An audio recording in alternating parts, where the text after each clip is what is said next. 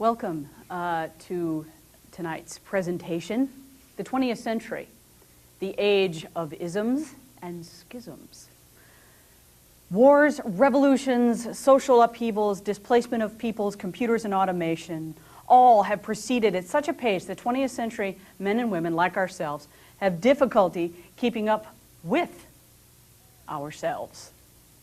And so tonight we're going to start on a pathway of technology, a pathway of machinery, a pathway of very, very different sounding music. And why is this? And where is it coming from? So let me back it up just a little bit. A famous composer of the 20th century, an American composer, Aaron Copland, who died in 1990, says this: "The entire history of modern music may be said to be a history of the gradual pull away from the German musical tradition of the past century." And that's exactly where I stopped the last class. We were talking about Richard Wagner, right? Died in 1883. And his music was the culmination of romantic art. He influenced poets and playwrights and so many in the art world. And so as we pull away from this German musical tradition, we are going to see things break apart. Wagner was already starting that. He changed the face of music. He changed the face of opera, called it a music drama. He started blurring the lines of tonality, and that's something we're going to see break apart. This major-minor system that we have set up now for a very long time is going to start to fall apart.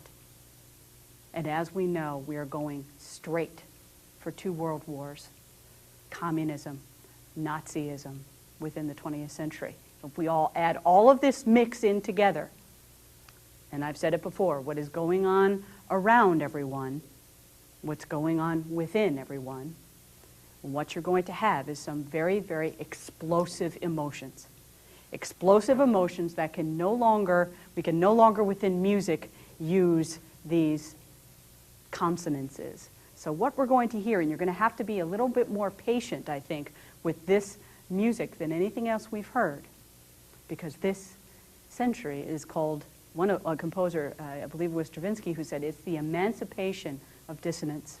Dissonance will come to the forefront, and we will see dissonance as well within the visual arts. So the 19th century, right, the 19th century somehow had been able to contain the forces of what? Liberty, equality, authority, democracy, dictatorship, individualism, collectivism, free enterprise, economic monopolies, scientific advances, and traditional religious beliefs, freedom of thought, and anti-intellectual tendencies. Well, that's a lot. That's a mouthful.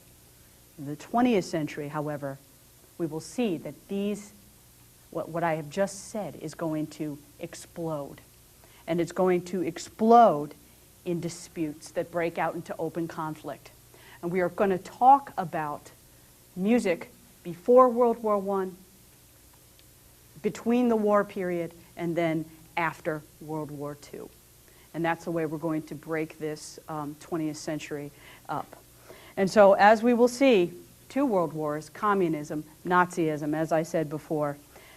Revolutions and wars are but one aspect of the human struggle that we're going to talk about. And this is something I talk about with kids a lot.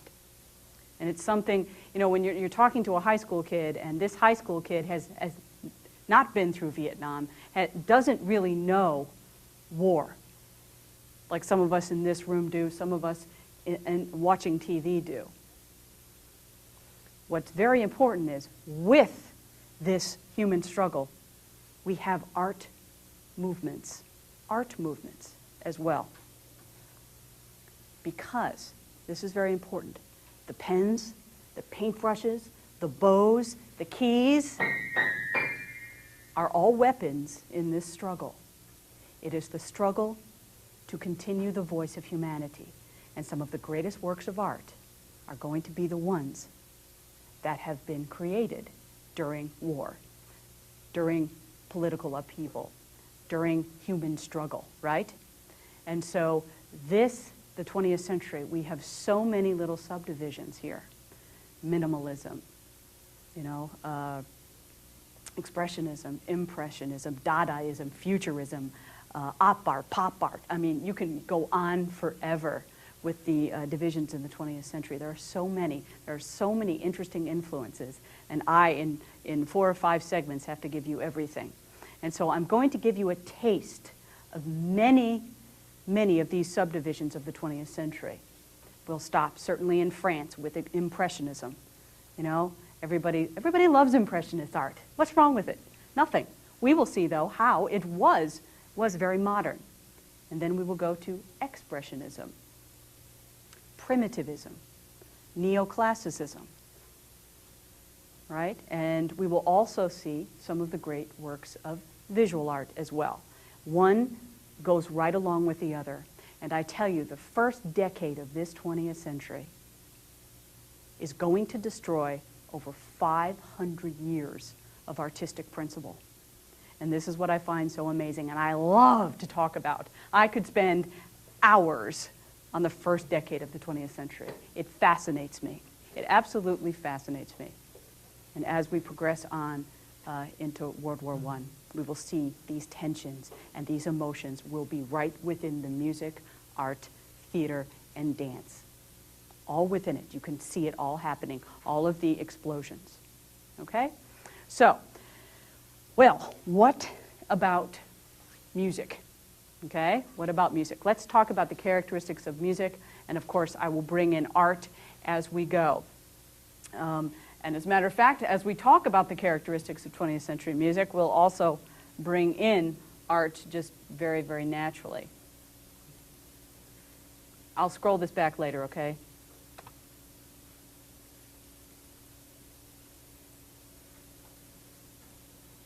Characteristics of 20th century music. First of all, you have to say that, especially what the quote I read from you from Mr. Copeland, is that composers of the new generation of the 20th century were fighting not only the romantic past, but the romanticism within themselves, you see. And turning away from the 19th century spirit was really everywhere. Okay? We're going away from the subjective and the grandiose. We're going away from the pathos and the heaven-storming passion, right? And we saw it all, didn't we? We saw Berlioz, we saw Puccini. This is what I'm talking about. None of this romantic landscape and picture book loveliness, right? Artists of the Impressionists are going to go outside and we're going to do something new and interesting, right? So we're going to look at a lot of different things here. We will see that the 20th century music will have many influences. First of all, non-Western influences. Non-Western influences. And as we'll begin with the composer Debussy, and we'll see how his inner workings, within his music, we will see that he's using different scales that makes his music sound different. He was inspired by different instruments from the South Pacific, therefore they're going to end up in his music. So we will see a lot of this come in, non-Western influences quite a bit, and we will see that with art as well, with the painting of Gauguin and Matisse, this very primitive ideal going on here. So non-Western influences we will see quite a bit. We'll also see that harmony, right? Dissonance is going to take over. Our idea of harmony right now is C major and C minor. Okay, major is a happy key, minor is a sad key. Now things are really going to break apart, okay? We will see new chord structures that we have 11th chords, 13th chords. You'll see, you'll hear. It is a very different sound. Also, we will see that people like Stravinsky are using bitonality and polytonality, combining two keys together. Now, is that atonal? We're not quite there yet. When you combine two keys like F major and G major, it's dissonant, yes. Doesn't sound too good, but you have two tonal areas. You have F and you have G. You're just combining them. Bitonality. We also have polytonality, combining many keys together. This is all a part of the emancipation of dissonance. It is all a part of the breakdown of our traditional tonal system. Okay? Very, very important. We will also see that rhythmic aspects of music, very complex, very, very complex, irregular meters. We're starting to see that a little bit with the Romantic composers and especially with the post-Romantic composers.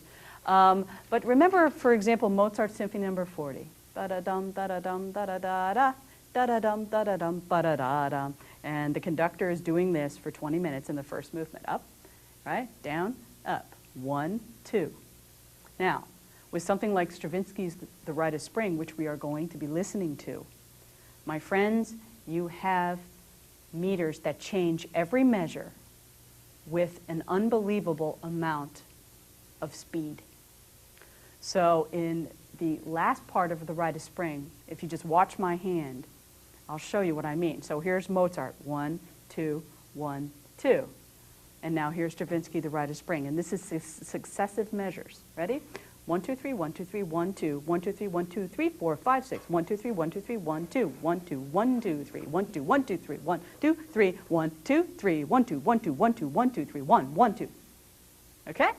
All right, now you try to be the performer. And basically, it's all flashing in front of your eyes, and a lot of it has to be done by memory. But we're looking at great irregularity here. Now, why? Well, we have to look into the piece of music. It is a primitive piece. It's a barbaric piece of music.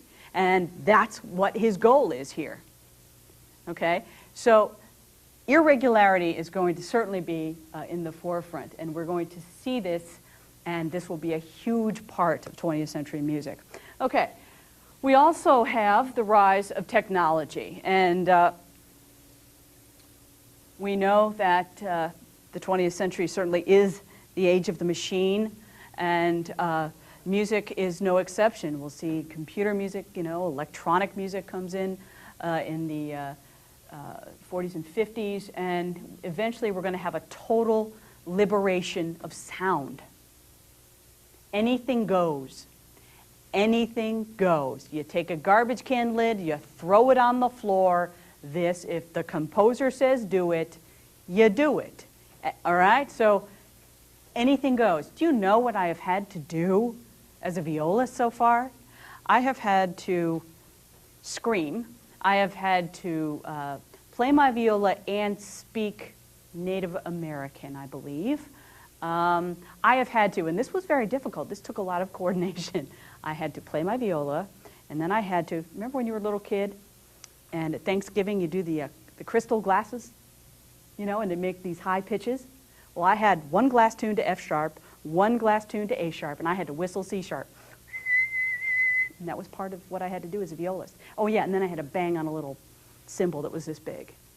So I wasn't just a violist, I was many things. And it was very, very scary. So we really are asked to do different things as well. And it's all very interesting. It really is. I just did a piece just recently, and it was a piece by a Chinese composer, actually Taiwanese composer, who had us all, the entire orchestra, the strings sat there and intoned Chinese words while the solo violinist played. It was a really interesting sound.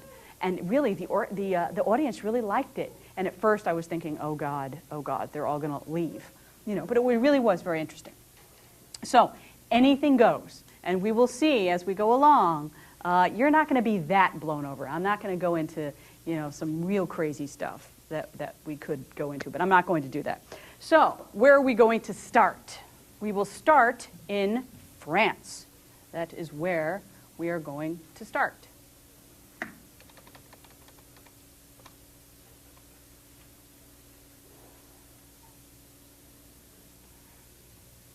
(1874) is the year.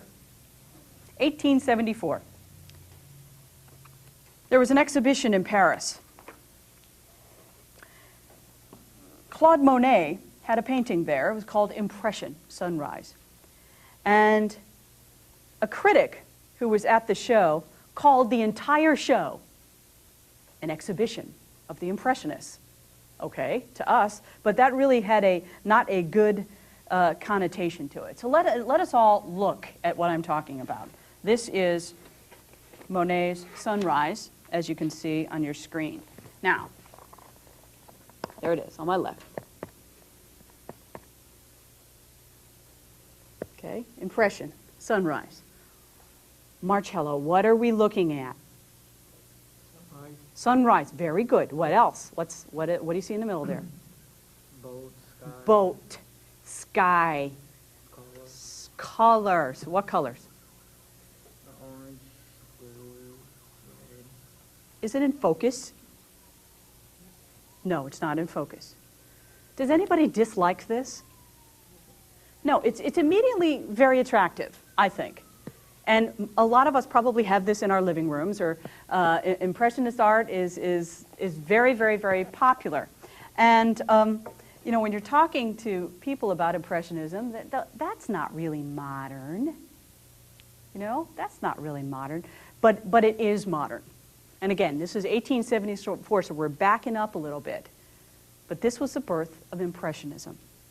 Impressionism, okay? Very, very important. And the Impressionist painters such as Monet, Renoir, Pissarro, Degas emphasized light, color, and atmosphere. Light, color, and atmosphere. Now, the painting that we were looking at, does that have a deep moral or message to anybody here? Other than I'd like to be that person on the boat? No, it is sensory. It affects us in that we can almost feel that atmosphere. We can feel the wind. We can see the color of the water. It immediately appeals to our senses, and that is why I think that Impressionist art is certainly very popular. Cézanne said of Monet, Monet is only an eye, but what an eye. The beauty in this painting is in the eye of the beholder, not necessarily in the painting, okay? Not necessarily in the painting. It is not what is seen, it is how it is seen. What do I mean by that? It is not what is seen, but how it is seen. What does that mean? Everybody sees things differently. Good. What else? How you describe what you're seeing. Right. Laura? Just you personally, just how you look at life and everything. Mm-hmm. You look at that beauty and Right. Good. Okay. What makes this painting modern is that this painting is a study of light. This painting is a study of the refraction of light on the water, on the boat. Did you notice also the shadow beyond the boat? Right? And what I think is so incredibly interesting is that the brushstroke has a lot more variety. We weren't looking at this with Mr. Delacroix, like Liberty Leading the People, right? We were looking at her, of course, as the strength of this painting. But now what we're looking at is something very different. These brushstrokes up close are very different from what they are further back. And there's a great variety within the brushstrokes. There's almost an individual rhythm going on as well. And the next time you're looking at a piece of Impressionist art, if you're at the Chicago Institute, go right up close and look at those brushstrokes. Those brushstrokes are modern. These Impressionist works are modern. And it is also interesting that the science of optics right now, we're making great advances within this science.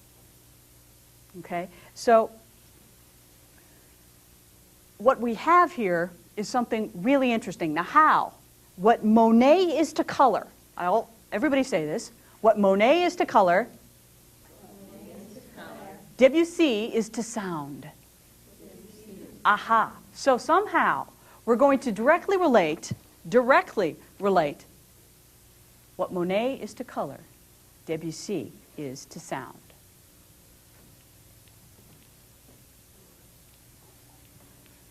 Okay.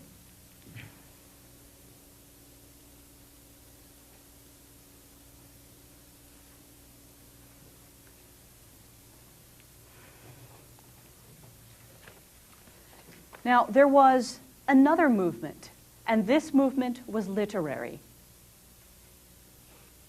in Paris during the time of the Impressionists.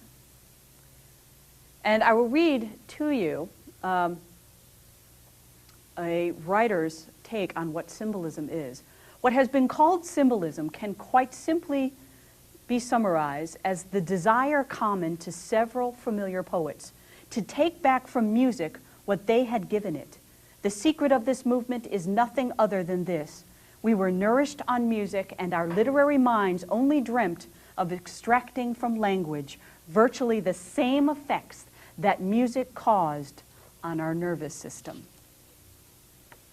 Now, the symbolist poets, very important. What Monet did with color, the symbolist poets did with words.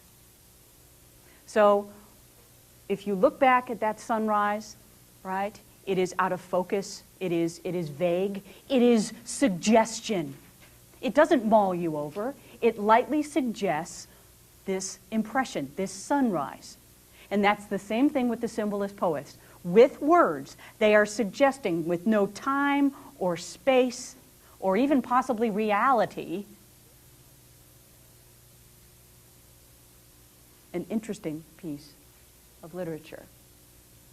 Baudelaire, Mallarmé, important symbolist poets. We're going to briefly discuss Mallarmé as an important symbolist poet because Mr. Debussy composed a piece of music that we're going to listen to that is based on a piece of symbolist poetry. Symbolist poetry. Okay? So, keep that in mind as well. And we'll come back to that in a minute. Now, with music, what Monet is with color, and Mallarmé is with words, Debussy is with sound. Claude Debussy, 1862 to 1918. 1862 to 1918. All that is precious and admirable in Debussy's art, all that makes his a profound originality, is new sensitivity, a sensitivity marvelously intense and delicate, a sensitivity towards nature which lets him evoke the soul of things without descriptive anxiety. And that is from Watkins. Debussy's music, this French music, is a reaction against Wagner. And I will say that again and again, certainly, that Wagner's influence you could not escape. So even if you didn't like him, you couldn't escape him. And that certainly is the case with Mr. Debussy. His music, sensuous imagery rather than emotional effect. And what he has are musical equivalents to this verbal technique of the symbolist poets. He was very closely associated with symbolism. I don't think he liked being associated as much with the Impressionists as he was with the symbolists. Debussy attended an exhibition of percussion instruments of the Far East. Now, exhibitions came through Paris like crazy. You know, I would have loved to have lived during this time to see all of these exhibitions. So these percussion instruments from the Far East desperately influenced Debussy. He went to this exposition and he heard their sound. And he wanted to duplicate it in some way, whether it be within the orchestra or be within the piano. Somewhere, somehow, he was going to do it. And so he was very influenced by the instruments of Java, of Borneo, all these exotic places. So there you go. There's a non-Western influence of Mr. Debussy. He used different scales, okay? Different kinds of scales. Scales that are not major minor, okay? And that makes it also sound a little non-Western.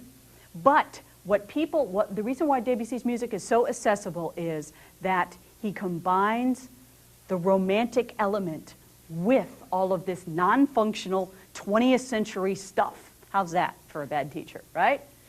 Romantic element. So he has that melody we love, but on the other side, he has all of this non-functionality within his music. And he's a very interesting composer to look at. On the surface, from the record to our ear, yeah, it sounds really pretty. But when you look right inside of it, it's very 20th century. And it's the same thing with Monet. You look at it, you love it. But when you look really close at it, it is very modern. And it did shock the world a bit. Okay?